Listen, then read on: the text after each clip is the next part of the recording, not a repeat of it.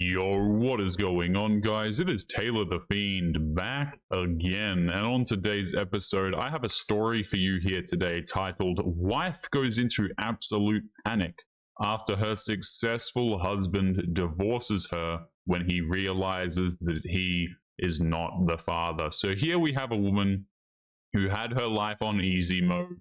You know, the man was providing everything. She got to stay at home, and she still managed to screw it up because the kid that she has wasn't even his. Absolute insanity. But before we jump into today's episode, just a reminder, guys, I will be resuming doing TikTok videos over on my second channel. The channel will be linked in the pinned comment, so make sure you go and check it out if you are interested. I haven't been doing videos like that recently over here simply because I was sick of doing them. I was sick of listening to the women. But I'm going to be doing one video a day over there, at least until I get sick of it. So make sure you go and check that out. The link will be in the pinned comment. But let's jump right into this story. It is a 35-year-old man, and he shares how his picture-perfect marriage shattered the moment he found out that the child he'd been raising was not biologically his.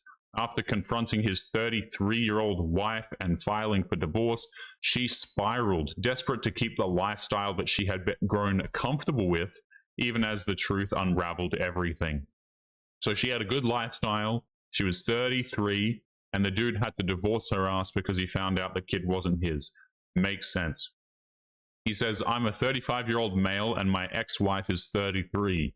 We were married for 7 years. We were together for 9 years. She was my college sweetheart, and I built my life around her, the career, the house, the family, everything.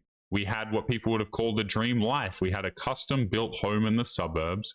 We had vacations a few times a year. And most importantly, we had a beautiful little girl I believed was mine." He says, I own a successful consulting firm that took off in my late 20s. That is when our lifestyle shifted, and I told her that she didn't need to work anymore. She had a job that she didn't like, so I told her to focus on the home and our future kids, and she agreed.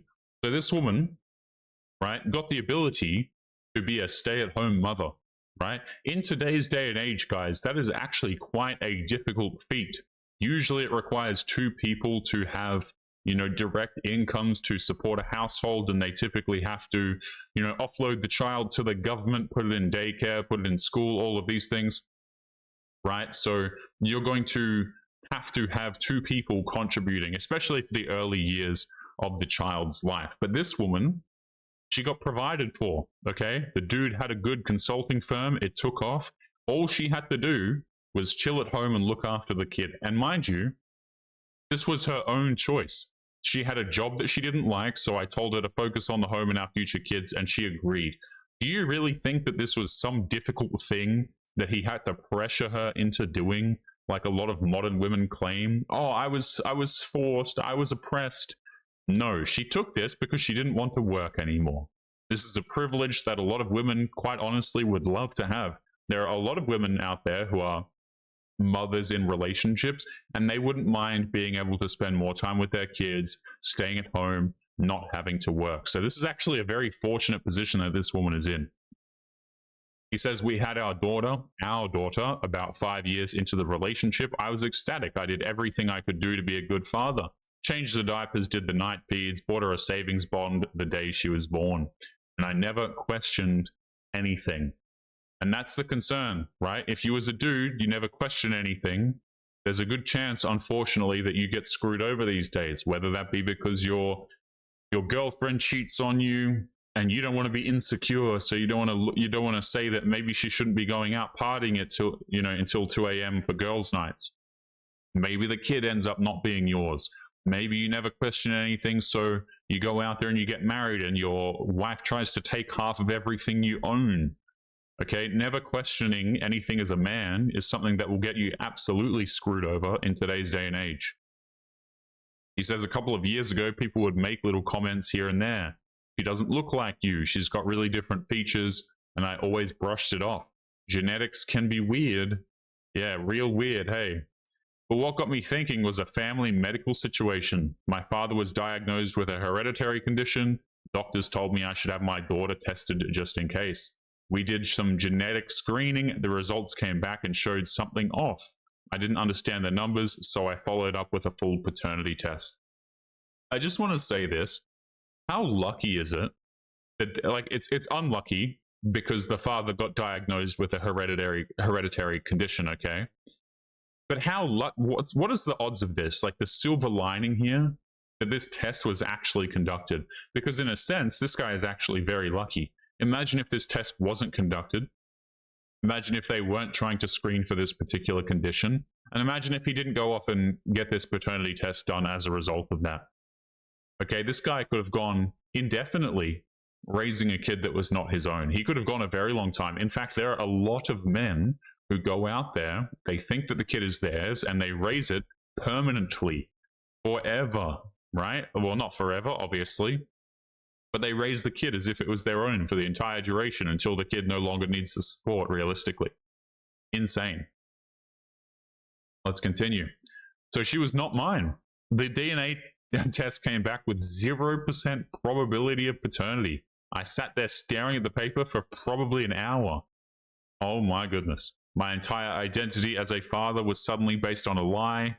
And so what did he do? He immediately went to a lawyer. Good stuff. Straight to a lawyer.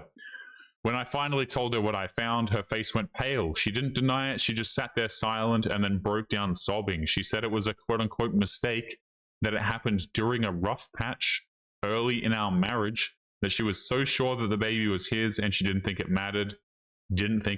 So he didn't yell, didn't cause any issues. He told her he was filing for divorce and left the house that night. What a clown of a woman, by the way. I just love the framing of the gaslighting that this woman is doing, right? So she's like, you know what? It was during our early period of marriage. How does that make it any better? Weren't they together for 9 years, married for 6 or something like that? So, oh yeah, I only cheated on you 4 years into our relationship. Surely that lessens the blow. I only cheated early into our marriage when we were going through a rough patch. So just by the way, this woman is lying. She has been cheating way more than this. She's probably been cheating throughout the entire duration. So please understand that when women say this stuff, they're lying. They will give you the minimum amount of truth necessary, if that makes sense. I think that the word for it is trickle truthing, but they only give you the stuff that you already know has happened, and then they try and minimize it. Okay, but what actually usually happens is it's actually a lot worse than what you know. So a guy might find out that his wife cheats, and usually she's been cheating the entire time. She's cheated like multiple times with different dudes, etc. You know, or a guy might be divorced by his wife and she takes his things, but he might not realize that it's been premeditated for years. So a lot of guys go into this and they hear this stuff and they're naive about it even after they get screwed over, which is very, very sad stuff. So he says, that's when the real panic started. She blew up my phone, begged me not to leave. She said I was still the father. She said I was still the only father of our daughter that she had ever known. Then she pivoted, saying I was abandoning the child, that I was turning my back on my family. I love when women pull this shaming tactic that just makes no sense, man. It just makes no sense. She even tried guilt-tripping me, saying I was being cruel for punishing the innocent child. And that's the thing, it hurt like hell. I loved that little girl, but I also couldn't stay married to someone who lied to me for years and let me build my life on a foundation for betrayal. And this is the sad part too, guys, is, you know, these fathers, or dudes who thought that they were fathers, they bond to these children. You look after a kid for a good period of time, you think it's yours, you do all of the correct steps, or what you believe are the correct steps, and you'll probably bond to the child because you treated it like it was yours for so long, you looked after the child, and to find out that it wasn't yours would absolutely hurt like hell, I imagine. He says the second panic wave hit when she realized she wouldn't get half of everything. We had a prenup that was ironclad. She waived rights to my businesses, to premarital assets, and limited alimony to 5 years unless we had more than one child, which we didn't. She tried to contest it but failed. So did she still get alimony? I really hope this woman still didn't get alimony for 5 years. Like, the fact that this is even a possibility that women can walk away with your things is such a scam, guys. Like, it is crazy to me. mean, I don't like the government anyway, but it is crazy to me that the government allows this to happen. You know, the more I think about it, it's not really crazy that the governments allow this to happen because they're governments. But this is not good, man. Like, the women should not even have the possibility to walk away with anything at all. They shouldn't walk away with any rights to your business, any of your assets whatsoever. They shouldn't be walking away with you paying them. I've never understood this, right? Like, okay, so the woman leaves your ass, but you still have to pay for her. Okay, what does the man get? Should she still have to cook for him, look after the house for him? Why does the man have to pay the woman? Oh, because it's difficult for her to get a job. So go and get a job. It's your life. Good luck. I don't understand why men are owed this. It's ridiculous to me. Ridiculous. Turns out the other dude, the real father, is a deadbeat, has no interest in stepping up. Once she realized that she might lose the house, the lifestyle, and the stable partner all at once, she broke. She tried to rebuild the relationship, said we could work through it, offered to go to counseling, even suggested that we have a second child to start fresh, and I declined. This woman is actually offered to have a second child as a means of restarting this relationship. What a psycho. The divorce finalized last month. I'm paying limited support for the child, not because I legally have to, but because I feel morally responsible to some degree for the role I played in her life. I've transitioned out of the father role slowly and respectfully. It's complicated and painful, but I couldn't keep living the lie. My ex is still losing it. She posts stuff online about men abandoning their families and trust issues. Most people don't know what really happened, but I do, and I sleep fine at night. Don't worry, my friend. I think a lot of us do understand what these women mean when they say stuff like this. These single mothers going on about men having trust issues and abandoning their families. We know that the men are not typically doing the abandoning. Hell, I'm even skeptical that this other guy abandoned her. To be honest with you, I'm skeptical of that too. Hilarious stuff here. Hilarious. I don't think that this guy should continue paying child support, by the way, because the money, again, is not going towards the child. It's going to go towards the mother. But we are going to be leaving today's episode there. Guys, don't forget to leave your thoughts and your comments. If you're interested in taking a look at those daily TikTok videos that I will be attempting to do over on the second channel, make sure you go and check it out. Link will be in the pinned comment. Make sure you guys take care of yourselves, and I'll be seeing you all in the next episode. Peace.